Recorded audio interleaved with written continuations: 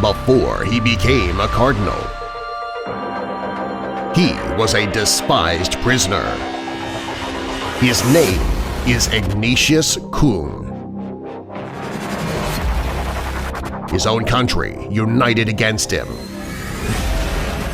Yet he stood tall as a shepherd. He suffered 30 years in prison. He underwent tremendous pain. His heart was always united. To the heart of Pope John Paul II, Cardinal Cong. Cardinal Cong was the Roman Catholic Bishop of Shanghai and the Apostolic Administrator of Suzhou and Nanking since 1950, a post he held until his death. He was ordained a priest almost 70 years ago on May 28, 1930, and consecrated a bishop 50 years ago, the first native Chinese bishop of Shanghai, on the Feast of Our Lady of the Rosary, October 7, 1949, after the Communists had already taken over China. Cardinal Cong was created a cardinal by Pope John Paul II in Pectore. In the heart of the Pope, without announcement to anyone in the world, including Cardinal Cong, 20 years ago in 1979 at the age of 78, when the cardinal was serving a life sentence in isolation in China. Living in the heart of Pope John Paul II for 12 years, Cardinal Cong was finally proclaimed a cardinal to the world on June 28, 1991 by Pope John Paul II. At the time of Cardinal's death, Cardinal Cong was the oldest cardinal. The story of Cardinal Cong is the story of a faithful shepherd and of a hero. Cardinal Cong was a man who refused to renounce God and his church despite the consequences of a life sentence from the Chinese Communist government. The months before his arrest in 1955, the then Bishop Cong stood by his clergy and faithful of China in spite of many offers of safe passage out of China. He was a man who inspired millions of his countrymen to follow his example of fidelity to the Roman Catholic faith and who preserved the Roman Catholic Church in a communist country for the past 50 years. He was a man who became a symbol for world leaders in all countries in their fight for religious freedom. No account of religious persecutions or of any human rights violations in China is complete without a few words about His Eminence Cardinal Cong. Bishop Cong had been Bishop of Shanghai and Apostolic Administrator of 2 other dioceses for only 5 years before he was arrested by the Chinese government. In just 5 short years, Bishop Cong became one of the most feared enemies of the Chinese Communists, a man who commanded both the attention and devotion of the country's then 3 million Roman Catholics, and the highest respect of his brother bishops in China, and inspired thousands to offer their lives up to God. In defiance of the communist-created and sanctioned Chinese Catholic Patriotic Association, Bishop Cong personally supervised the Legion of Mary, a religious organization of the laity dedicated to the veneration of the Blessed Mother Mary. As a result, many members of the Legion of Mary chose to risk arrest in the name of their God, of their church, and of their bishop. Hundreds of Legion of Mary members, including many students, were arrested and sentenced to 10, 15, or 20 years or more of hard labor. In the midst of persecutions, Bishop Cong declared 1952 the Marian Year in Shanghai. During that year, there was to be uninterrupted 24 hours daily recitation of the Rosary in front of a statue of Our Lady of Fatima, which toured all of the parishes of Shanghai. The holy statue finally arrived at Christ the King Church, where a major arrest of the priests had just taken place only a month ago. Bishop Cong visited that church and personally led the Rosary while hundreds of the armed police looked on.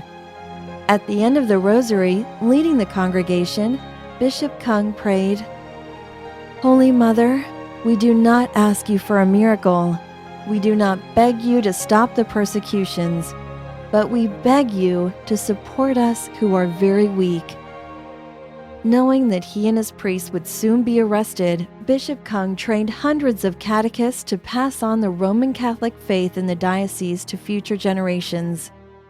The heroic efforts of these catechists, their martyrdom, and that of many faithful and clergy contributed to the vibrant underground Roman Catholic Church in China today. Bishop Cong's place in the hearts of his parishioners was very well summed up by the Shanghai Youth Group in a 1953 New Year Youth Rally when they said, "Bishop Cong, in darkness you light up our path. You guide us on our treacherous journey. You sustain our faith and the traditions of the Church. You are the foundation rock of our church in Shanghai." On September 8, 1955, the press around the world reported in shock the overnight arrest of Bishop Cong, along with more than 200 priests and church leaders in Shanghai. Months after his arrest, he was taken out to a mob struggle session in the old dog racing stadium in Shanghai. Thousands were ordered to attend and to hear the bishop's public confession of his crimes. With his hands tied behind his back, wearing a Chinese pajama suit, the 5-foot-tall bishop was pushed forward to the microphone to confess. To the shock of the security police, they heard a righteous, loud cry of "Long live Christ the King! Long live the Pope!" from the bishop. The crowd responded immediately, "Long live Christ the King! Long live Bishop Cong!" Bishop Cong was quickly dragged away to the police car and disappeared from the world until he was brought to trial in 1960. Bishop Cong was sentenced to life imprisonment. The night before he was brought to trial, the chief prosecutor asked once again for his cooperation to lead the independent church movement and to establish the Chinese Patriotic Association. His answer was, "I am a Roman Catholic bishop. If I denounce the Holy Father, not only would I not be a bishop, I would not even be a Catholic. You can cut off my head, but you can never take away my duties." Bishop Cong vanished behind bars for 30 years. During those 30 years, he spent many long periods in isolation. Numerous requests to visit Bishop Cong in prison by international religious and human rights organizations and senior foreign government officials were rejected. He was not permitted to receive visitors, including his relatives, letters, or money to buy essentials, which are rights of other prisoners. The efforts for his release by his family, led by his nephew Joseph Cong, by human rights organizations including Amnesty International, Red Cross, and the United States government never ceased. In 1985, he was released from jail to serve another term of 10 years of house arrest under the custody of those Patriotic Association bishops who betrayed him and betrayed the Pope and who usurped his diocese. In an article, immediately after his release from jail, the New York Times said that the ambiguous wording of the Chinese news agency suggested that the authorities, not the bishop, might have relented. After 2.5 years of house arrest, he was officially released. However, his charge of being a counter-revolutionary was never exonerated. In 1988, his nephew Joseph Cong went to China twice and obtained permission to escort him to America in order to receive proper medical care. Shortly before Bishop Cong was released from jail, he was permitted to join a banquet organized by the Shanghai government to welcome His Eminence Cardinal Jaime Sin, Archbishop of Manila, Philippines, on a friendship visit. This was the first time that Bishop Cong had met a visiting bishop from the Universal Church since his imprisonment. Cardinal Sin and Bishop Cong were seated on opposite ends of the table, separated by more than 20 communists, and had no chance to exchange words privately. During the dinner, Cardinal Sin suggested that each person should sing a song to celebrate. When the time came for Bishop Cong to sing, in the presence of the Chinese government officials and the Patriotic Association bishops, he looked directly at Cardinal Sin and sang, "Tu es Petrus et superang Petram aedificabo ecclesiam." You are Peter, and upon this rock I will build my church, a song of faith proclaiming the supreme authority of the Pope. Bishop Cong conveyed to Cardinal Sin that in all his years of captivity he remained faithful to God, to his church, and to the Pope. After the banquet, Aloysius Jin, the Chinese Catholic Patriotic Association's Bishop of Shanghai, rebuked Cardinal Cong. "What are you trying to do? Showing your position?" Cardinal Cong quietly answered, "It is not necessary to show my position. My position has never changed." Cardinal Sin immediately carried Cardinal Cong's message to the Holy Father and announced to the world, this man of God never faltered in his love for his church or his people, despite unimaginable suffering, isolation, and pain. The late Bishop Walter Curtis, the Roman Catholic Bishop of Bridgeport, Connecticut at that time, invited Bishop Young to stay with the retired clergy of the Bridgeport Diocese upon his arrival in the United States. He remained a guest of the diocese, later headed by Bishop Edward Egan, for 9 years until December 1997. When Pope John Paul II presented Cardinal Cong with his red hat in the consistory on June 29, 1991 in the Vatican, the 90-year-old Bishop Cong raised himself up from the wheelchair, put aside his cane, and walked up the steps to kneel at the foot of the pontiff. Visibly touched, the Holy Father lifted him up, gave him his cardinal's hat, then stood patiently as Cardinal Cong returned to his wheelchair to the sounds of an unprecedented 7-minute standing ovation from 9,000 guests in the audience hall in the Vatican.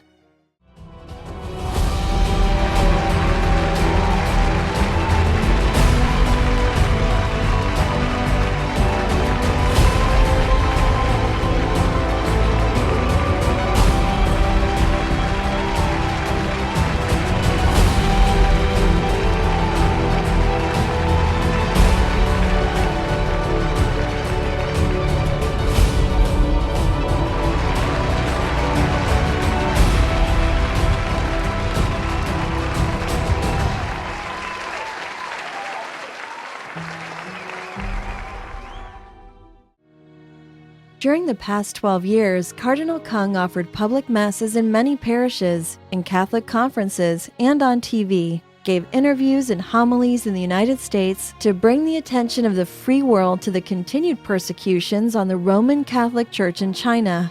He remained the inspiration of the 9 to 10 million underground Roman Catholics in China and the hated enemy of the Chinese Communist government. In an interview with the Chinese press in New York on February 12, 1998, Mr. Yi Zhaowen, the director of the Religious Bureau of China, stated, "Cong pin-mei committed a serious crime by dividing the country and causing harm to its people." 1 month later, in March 1998, the Chinese government confiscated the passport of this then 97-year-old Cardinal Cong, officially exiling him. In 1997, when China's chairman Jiang Zemin visited the United States, Cardinal Cong appealed to him to allow religious freedom in China and release Catholics held in China's jail and labor camps. "I respectfully appeal to you, Mr. Chairman, to defend the rights of the Chinese citizens to true religious freedom and to permit the Roman Catholics to maintain true religious freedom, and to permit the Roman Catholics to maintain religious communion with the Pope in order to keep the fullness of their faith.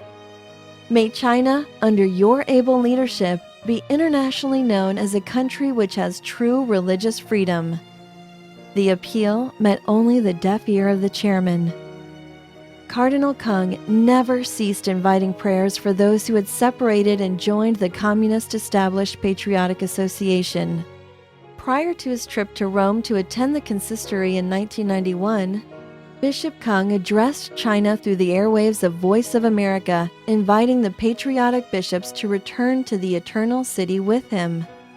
In his Mission magazine in 1957, Bishop Fulton Sheen wrote, "The West has its Minzenti, but the East has its Cong. God is glorified in his saints." His Eminence, Ignatius Cardinal Cong pin-mei, died at 3:05 a.m. on March 12, 2000. He was 98 years of age. The funeral of Cardinal Cong.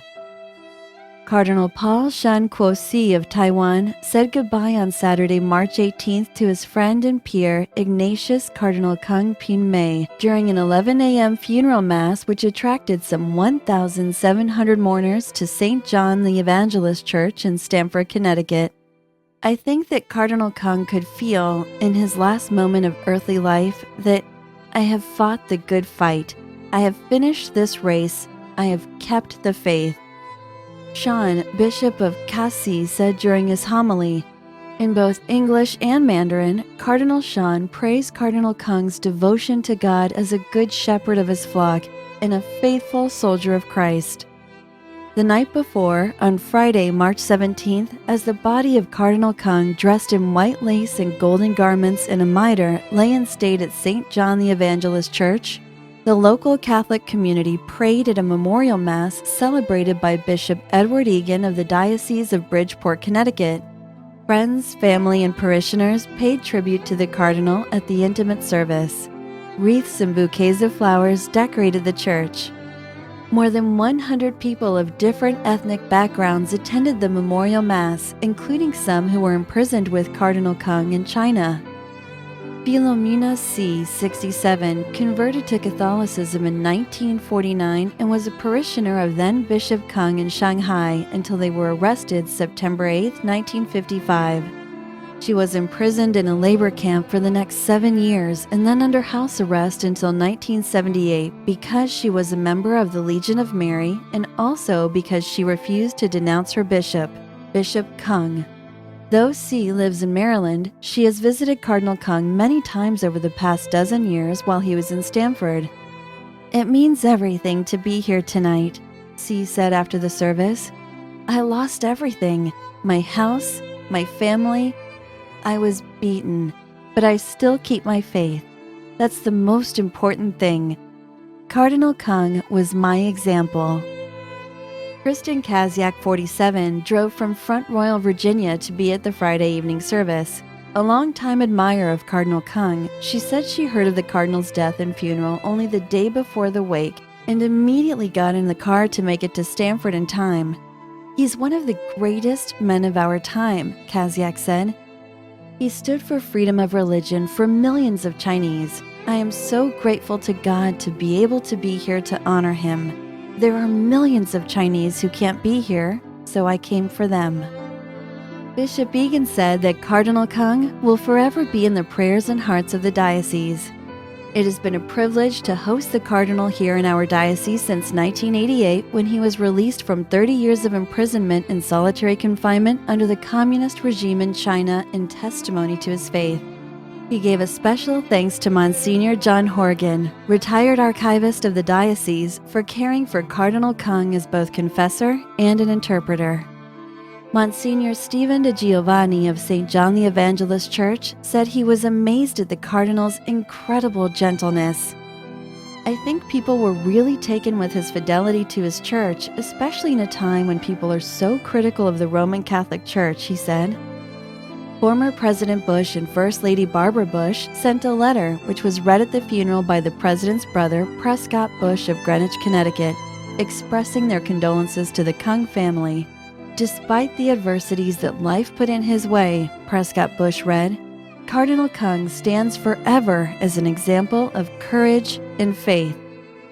The pews at the funeral on Saturday were filled with people who had traveled long distances. Charles Tung, Taiwan's ambassador to the United States, paid last respects alongside Connecticut Public Safety Director Henry Lee, who represented Governor John G. Rowland. He was a shining example of courage and perseverance, said Tung. He was a true spiritual leader, said Lee. Everyone admired him. He's such a fantastic martyr, said Virginia Craig of Alexandria, Virginia, who came to the funeral with her husband Alan. He suffered in a concentration camp for 30 years for our faith. He is one of the most wonderful men to have ever walked the earth. The Reverend Stephen Lee moved 7 years ago from his native Taiwan to New York, where he's a priest at Our Lady of Christ in Elmhurst, Queens. It was very important for me to be here and hear them tell about the Cardinal's life and faith, Lee said after the service. He took care of his flock and followed Jesus. After the funeral, the casket, which was flanked with lavish flowers from the government of Taiwan, was brought outside the church where the procession of bishops and clergy crowded along the sidewalk. A few of the bishops sprinkled the casket with holy water before it was loaded into the hearse. Shortly afterward, on the same day, Mr. Joseph Cong, Cardinal Cong's nephew and the president of the Cardinal Cong Foundation, was accompanied by his wife Agnes and Monsignor Horgan on a flight that transported the Cardinal's body to California for burial. On Sunday, March 19th, at the Star of the Sea Church in San Francisco, Cardinal Sean and Father Raymond V. Dunn, S.J., a member of the Board of Directors of the Cardinal Cong Foundation, led a congregation of mourners in a bilingual rosary, alternately led by Cardinal Sean and Father Dunn in Chinese and English, respectively. The rosary was followed by a Chinese low mass celebrated by Cardinal Sean.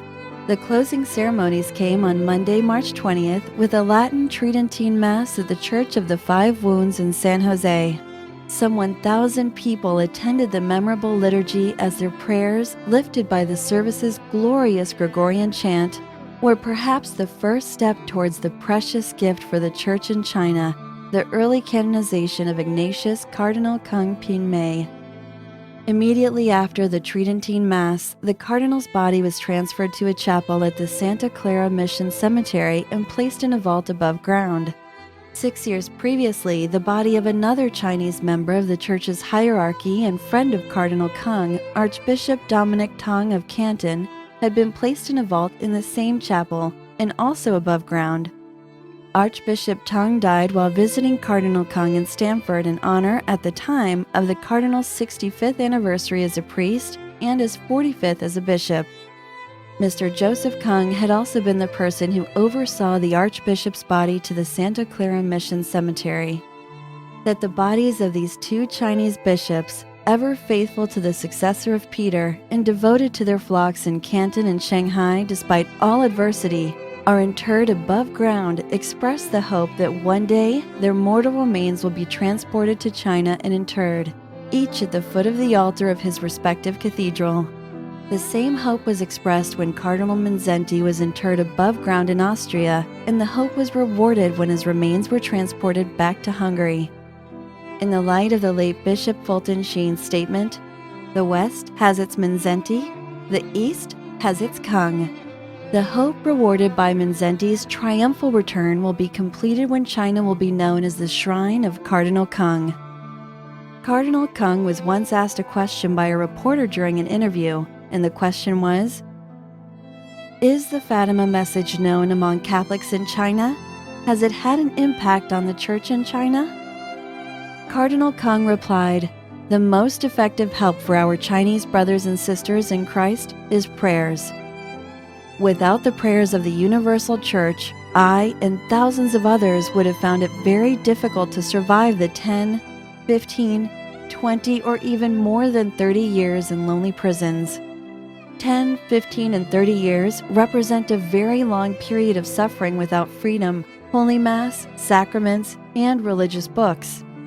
It is not our strength and merit that help us to endure these sufferings.